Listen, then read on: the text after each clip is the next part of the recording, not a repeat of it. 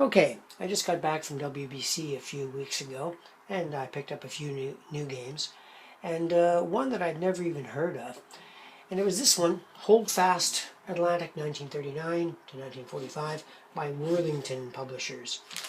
And it's a block game, naval game, and as I look at it, I'm struck by the fact that it bears a startling resemblance to Avalon Hill's War at Sea. I think they've made some improvements in this game. It's certainly got some nice, it's got a very nice mounted board and blocks instead of the counters that we were used to in War at Sea. But it's almost a remake of that game. The rules book is only, what? We're talking 8 pages of rules. I've played a couple of games of it now. It's simple, but I really liked it.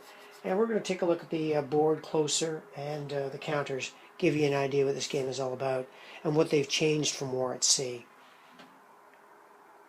Okay, the turn track is very nicely printed on the board. The board, by the way, is mounted and very good quality. So what you do is you put your blocks on the turn record track and go from there. That's the Axis order of battle. And we'll take a quick look at the Allied order of battle. And there's the Allied order of battle. Of course, they do the same thing as the Germans. They put their units on the track so you know which turn they come in. They've also got a dandy little wee battle board here, which is kind of cute. It's a circular area. You put your blocks here when you fight a battle. The Allied blocks would go there. The German blocks would go here. And as you take losses, you'd either put them in the little sunk column here, put them in the disabled column, and you'd put carriers and convoys here.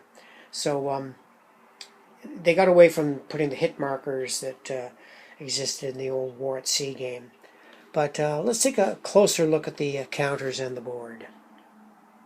Now, a while ago I said I would never buy any more block games. In fact, I only kept 2. Hellenes, which I liked very much, and the good old original Quebec 1759. Those are the only 2 block games I kept. So I surprised myself by deciding to buy this one. And I bought this one because it was a naval game. It seemed simple enough, and blocks suited it better than some other games. This is the back of the box, which they show you the counters there. And we'll take a look at the originals there in a minute. And there's an overall view of the board. So I changed my mind with this block game. I decided to give it a chance.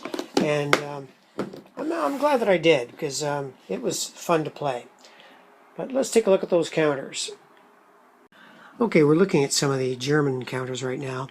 And I really like the way the combat works in this game. Now, many of the block games, you have your standard 4 sides, a 4, a 3, a 2, and a 1. And in a lot of the early block games, you rolled 4 dice when you were fresh, 3 dice when you got wounded a bit, 2 dice, 1 dice, and finally you're sunk. This is a bit more sophisticated, and actually suits naval combat pretty good. And I'll explain what the numbers are, and you'll see what I mean. Okay, there's actually 3 pieces of information on each counter. Now let's take, for example, Tirpitz and Bismarck. They were twin battleships. Now, the number to the right is the number of dice that the Bismarck will throw. So she'll roll 6 dice when she fires, as will Tirpitz. And the number on the left is the number that the enemy needs to hit the Bismarck. So an enemy only hits the Bismarck by rolling a 6.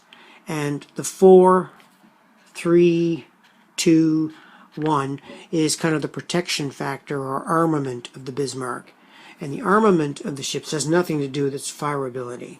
So even when the Tirpitz takes, let's say, a hit and down to 3, she still rolls 6 dice, and it still takes a 6 to hit her. So with that little simple system, at least you get some variation in the counters. So Tirpitz and Bismarck are the most powerful German ships, of course. And let's look at some of the others, like the pocket battleships, like Admiral Hipper and Admiral Scheer, Graf Zeppelin. You can see the differences there. they can be hit on a 5 or a 6. And Admiral Hipper only rolls 1 dice. Graf Zeppelin and Admiral Scheer each roll 2. They also have only 3 strength for protection, as opposed to the Bismarck's 4. And so for the other ships. Here's the Prince Eugen, heavy cruiser. She's hit on a 5 or 6, rolls 2 dice, and only has 3 steps too. You also get in the game a whole host of U-boats. Of course, that's important in World War II for the Germans. The U-boats only roll 1 dice, and they're hard to hit. But you'll see in the game the convoy protection, which I'll get to later, they're rolling a lot of dice against these U-boats. But I like the way the U-boats work in this game. Now, of course, you've got the Italian Navy, which is really important in the Mediterranean. And, of course, the Italians did have battleships, like the Giulio Cesare and the Vittorio Veneto. Here's a typical class. They still need a 6 to hit, and they would roll 4 dice and have a protection factor of about 3. And you've got some light cruisers too, like the Fiume and the Gorzia. And there's the, hope I'm saying these right, the Caio. So that's the Axis fleets, and that's generally how the combat numbers work. Let's take a look at the Allied fleets, which are of course much larger. Oh, I should mention too that there's the Luftwaffe. You get that as a counter for air support. And on the board, I like this part too, they have little airplane silhouettes that shows you the Axis can hit this part of the Eastern Mediterranean. So if you have this little wee gray airplane counter, it means that part of the board can be hit. Of course, the Axis cannot extend their air power here into the North Sea or the North Atlantic. They just didn't have that capability. The Allies have that same capability. Now there's a controversial counter here, the Graf Zeppelin. I traditionally just don't like to play with it because the Graf Zeppelin was never built. It was a German aircraft carrier, but they do include the counter, and it's included in all the scenarios if you want to use it. Bases on the board are green for the Allies. Got Alexandria, Gibraltar, Scapa Flow, way off in the distance there, Norfolk, and you actually get Leningrad and Archangel for the Russians too. The number on the port is the repair capacity.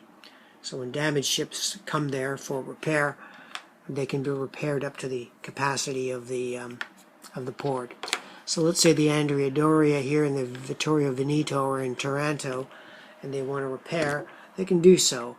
1 point for the Vittorio Veneto, 1 point for the Andrea Doria, and which does not exceed the port's repair capacity of 3. This is a simple game. There's just no getting around it. And is it a bucket of dice thing? Well, yeah, you're rolling a lot of dice, but it's light. It can be played in well under 2 hours, and I think you can have a lot of fun with it. But let's take a look at those Allied ships. Okay, the Allies get a heck of a lot of ships, but let's just take a look at some of the types they do get. Okay, here are some typical Allied vessels. The top ones here in the green are American vessels. You get the battleship New York, cruiser Wichita, cruiser Augusta, and the battleship Texas. Again, the numbers mean the same thing. That's the number required to hit the vessel. This is the number of dice thrown when they fight. Over here you've got the Warspite battleship, and that's a convoy counter. The British will get certain points for getting convoys from Norfolk to Scapa Flow, 1 point, or from Norfolk to Archangel, 3 points. Again, they'll throw 1 dice in defense, and they can be hit on a 4, 5, or 6. But when they fight submarines, I believe the rules state that they roll 2 dice, so there's little anomalies there in the rules that I'm not really clear on. The Ark Royal, that's a carrier, so it's got a 3, but it's got a yellow circle, which means it fights in a certain specific phase in the combat phase. It actually fires first, so carriers are kind of handy. There's a red vessel, that's Russian, I believe that's a battleship, and it rolls 3 dice and can be hit on a 5 or 6. And of course you've got some more vessels there, the Valiant, King George V, and the cruiser Cumberland. Like I said, there's a whole host of counters in the game. You certainly get most of the major vessels that were in the war. Let's take a closer look at the map. Okay, well, there's the coast of the United States. Of course, the North Atlantic Ocean. Great Britain with Scapa Flow. Brest, which comes under Nazi domination on turn 2, I believe. Yeah, it says here turn 2 through 6. Kiel and Narvik, where the German vessels start. And you got Archangel and Leningrad, and the Baltic Sea. Also in the areas is the points that the Allies would get if they control it, and the points if the Axis power controls it. I think we've already looked at the Eastern and Western Mediterranean with the victory points. Gibraltar, there's special rules for Gibraltar. If German or Italian ships try to go through the straits, the British player gets to roll several dice against each counter that goes through. The same is true for the Kiel Narvik. If Allied vessels try to go through Kiel into the Baltic Sea, the Nazi player gets to roll several dice against each vessel. And there's this neutral port of South America. In my games, I haven't seen any Axis ships go there yet. There's the South Atlantic, 2 points for the Axis, 1 point for the Allies. Now, in essence, if you've played War at Sea, you know how to play this game already. In essence, ships, which are hidden to the enemy, of course, sally out into the ocean areas, the Allies first, and then the Axis player sallies his vessels out, and when you're in the same square, you have a battle. You go to this little cute battle board, you battle it out, and whoever remains in the area and doesn't flee or get a control marker. And in the requisite victory phase, you assign those victory points on a little track down here, Allied and Axis. And of course, at the end of the game, the one who has the most victory points wins. It's that simple a game. There just is not a lot here, but I had a lot of fun playing it. As I'd mentioned, the rules are very simple. We've got, didn't I say, 8 pages of rules. All I can say is, poor old Worthington. They try so hard. They make such a good-looking product. They always do. They always have nice counters, nice boards. The rules booklet layout is very good.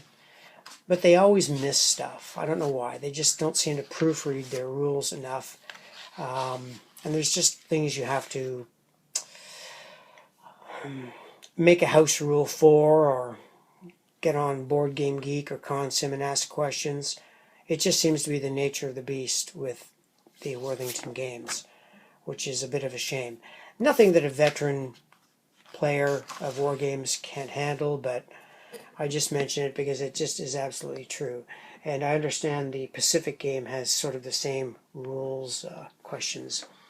So that's it for my little look at Holdfast Atlantic, a game from Worthington, simple game, block game.